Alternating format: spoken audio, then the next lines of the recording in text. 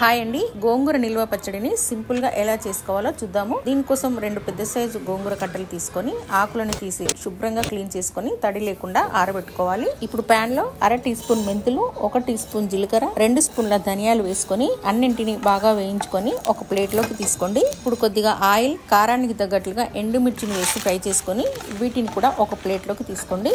ఇదే ఆయిల్లో గోంగూర ఆకులు వేసుకొని మధ్య మధ్యలో కలుపుకుంటూ ఇలా మెత్తగా ఉడకనివ్వండి. గోంగూర ఇలా మెత్తగా ఉడికిపోయిన తర్వాత ఇప్పుడు ఇందులోకి కొద్దిగా చింతపండు వేసి కొద్దిసేపు ఉడకనివ్వండి. ఆ తర్వాత స్టవ్ ఆఫ్ చేసుకొని దీన్ని పూర్తిగా చల్లారనివ్వండి. ఇప్పుడు మిక్సీ జార్ లోకి ముందుగా ఫ్రై చేసుకున్న వాటిని మీ రుచికి సరిపడా ఉప్పు వేసుకొని ఈ విధంగా మెత్తగా పౌడర్ లాగా చేసి ఈ పొడిని ఉడికించుకున్న గోంగూరలో వేసి కలిపేయండి. ఇప్పుడు వేరొక పాన్ లో ఆయిల్ వేసుకొని పోపు దినుసులు, ఎండుమిర్చి, వెల్లుల్లిపాయలు, కరివేపాకు వేసుకొని ఈ పోపు బాగా వేగిన తర్వాత పసుపు, ఈ పచ్చడిని వేసుకొని బాగా కలిపేసుకున్నామంటే గోంగూర నిల్వ పచ్చడి రెడీ అయిపోయినట్టే.